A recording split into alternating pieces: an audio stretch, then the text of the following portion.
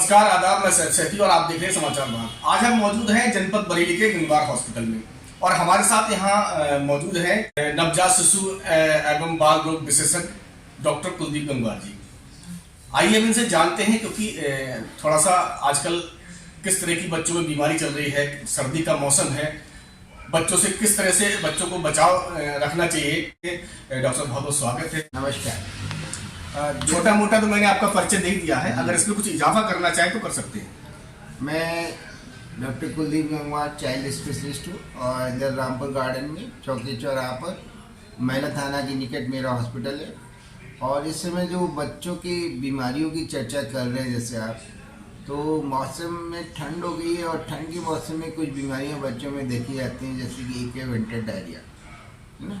Winter diarrhoea जो है वो वायरल डायरिया है। मोस्टली ये रोटा वायरस नाम का एक वायरस होता है जिसके कारण होती है। इसमें उल्टियाँ होती है, बच्चे को फीवर होता है, पेट दर्द होता है और लूज मोशन होता है। जो लूज मोशन है, जो टट्टियाँ हैं, बिल्कुल पानी जैसी होती है और बच्चे को भूख नहीं लगती, बच्चा चिड़चिड़ा हो जाता है। कई बार बच्चे में पानी की कमी हो जाती है, तो अगर किसी बच्चे में पानी की अत्यधिक कमी हो जाती है तो वो स्थिति गंभीर हो जाती है। पानी की कमी के लक्षण हर माता पिता को पता होना चाहिए, जैसे कि प्यास अधिक लगना, पेशाब कम होना या पेशाब बहुत पीला होना, और बच्चे की जो खाल है वो थोड़ा ढीली पड़ने लगती है। और कई बार ये होता है इलेक्ट्रोलाइट्स भी बच्चे के गड़बड़ होने लगते हैं, जैसे कि सोडियम कई बार कम हो जाता है या सोडियम बढ़ जाता है, पोटेशियम कम हो जाता है, जिसकी वजह से बच्चे का पेट फूल सकता है। और बच्चे की पानी की कमी ना हो, इसके लिए ज़रूरी है कि बच्चे को खिलाते पिलाते रहें।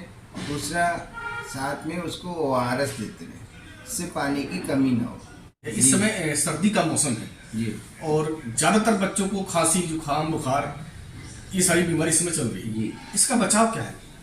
देखिए, सर्दी खांसी बुखार इस मौसम में है और जो छोटे बच्चे हैं उनको बहुत जल्दी इन्फेक्शन होते हैं। जो सर्दी जुकाम खांसी बुखार अक्सर बड़ों को पहले होते हैं और उनसे फिर बच्चों को जाते हैं।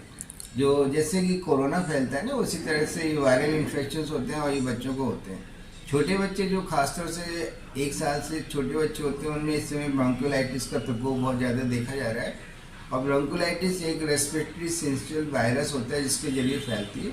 इसमें पहले शुरू में बच्चे को सर्दी जुकाम खांसी होता है, फिर उसकी सांस तेज चलने लगती, पसली चलने लगती, और अगर परेशानी अधिक हो जाए तो बच्चा दूध पीना कम कर देता है या दूध नहीं पी पाता है। दूध पीने में उसको पोछू या फंदा पड़ने लगते हैं, सांस पर, जिसको गांव में कहते हैं पसली चलने लगती है और स्थिति निमोनिया जैसी होती है। ये क्योंकि वायरल कंडीशन होती है तो वायरल निमोनिया की ही तरह होती है। थोड़े जो बड़े बच्चे होते हैं उनमें ब्रोंको निमोनिया है। और इस बार मम्स, जिसको हिंदी में कन्वर्ट कहते हैं, उसके भी बहुत सारे बच्चे देखने को मिले। तो इस तरह की बीमारियां बच्चों में, जो वायरल बीमारियां हैं, ये सर्दी के मौसम में अधिक देखी जाती हैं। क्योंकि एक तो जो वायरस का प्रोपेगेशन है वो तेज़ी से होता है, वायरल रेप्लिकेशन मतलब उनकी संख्या तेज़ी से बढ़ती है और उनको पनपने का मौसम, और साथ में क्योंकि सब लोग पास रहते हैं, जाड़ों में कमरों में बंद रहते हैं, तो एक दूसरे को इन्फेक्शन बहुत जल्दी हो। बच्चे को स्वस्थ रखने के लिए जी, क्या प्रोटीन उनको दिया जाए, किस तरह का उनको स्वस्थ रखना? देखिए, बच्चों के खान पान का जो ध्यान रखना होता है, शुरू में 6 महीने तक बच्चे को सिर्फ माँ का दूध देना चाहिए। माँ के दूध के अलावा कोई चीज़ ऊपर का दूध नहीं देना चाहिए। और माँ का दूध अच्छा माँ से मिले, तो इसलिए माँ के स्वास्थ्य का ध्यान रखना बहुत ज़रूरी है। माँ का जो खान पान है उसका भी ध्यान रखना चाहिए। और अगर 6 महीने तक सिर्फ माँ का दूध पिलाएंगे तो बच्चे को सर्दी जुकाम खांसी कम होंगे, बच्चे को डायरिया कम होगा। तो GIT इन्फेक्शन और रेस्पिरेटरी इन्फेक्शन, मतलब सांस के इन्फेक्शन और पेट के इन्फेक्शन, दोनों ही बहुत कम होते हैं। 6 महीने का बच्चा एक बार हो जाए तो उसको आप घर में, जिसको कहते हैं संपूरक आहार, यानी कॉम्प्लीमेंट्री फीड देना शुरू कर सकते हैं। जैसे खिचड़ी है, बदली है, या फिर उबला हुआ आलू है, शकरकंदी है, थोड़ा थोड़ा खिलाना शुरू कर सकते हैं। साबूदाना की खीर है, वैसे खीर है, तो ये सब चीज़ें खिलाना शुरू करें 6 महीने के बाद। तो बच्चे के खान पान का ध्यान रखें, बच्चे को जो बीमार लोग हैं उनसे थोड़ा दूर रखें और बच्चों को टीके जरूर लगवाएं। हमारी सरकार बहुत सारी बीमारियों के टीके निःशुल्क लगवा रही है, CSC पे, PSC पे, डिस्ट्रिक्ट हॉस्पिटल में, तो और घर घर जाके भी ANM और आशा वर्कर्स टीके लगा रही है।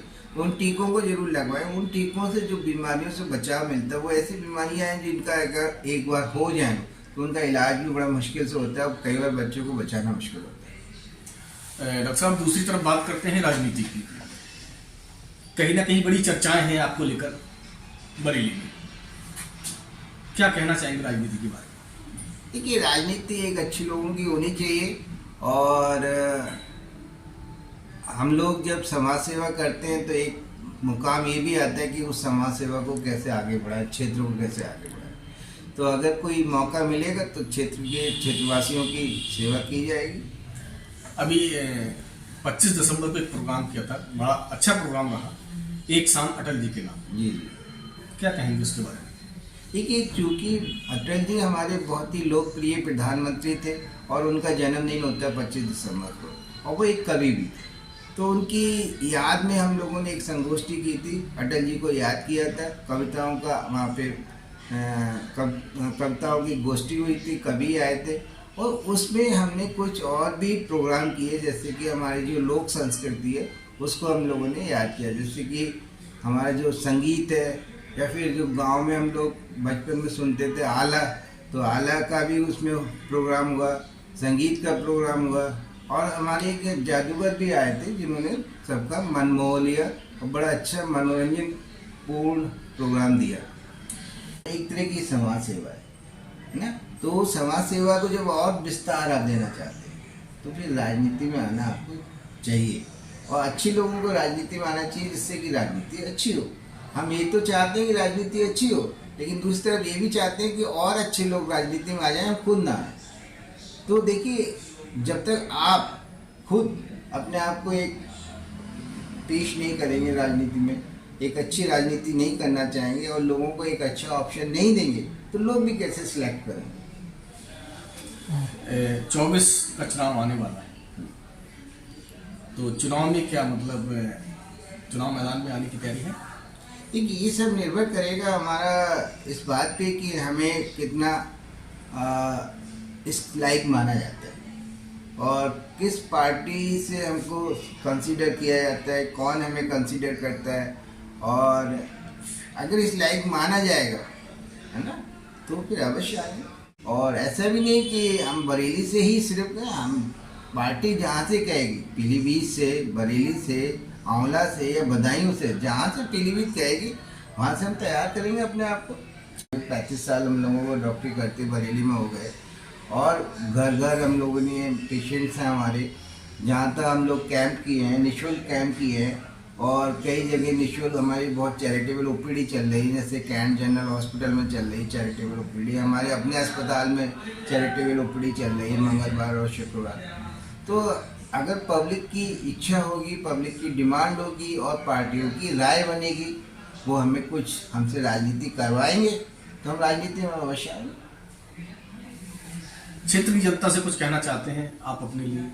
क्षेत्र की जनता से ये बात जरूर कहेंगे कि उनको जागरूक होना चाहिए, अच्छे लोगों को राजनीति में लाना चाहिए और फिर उनको सपोर्ट भी करना चाहिए। और जो राजनीति में गंदगी है उस गंदगी को हटाना भी चाहिए। जब तक हम सब लोग कमर कस नहीं लेंगे इस बात के लिए कि हम राजनीति साफ करें, स्वच्छ करें और इसको जो अब तक बड़ा राजनीति वैसी हो गई उसको साफ करना चाहिए।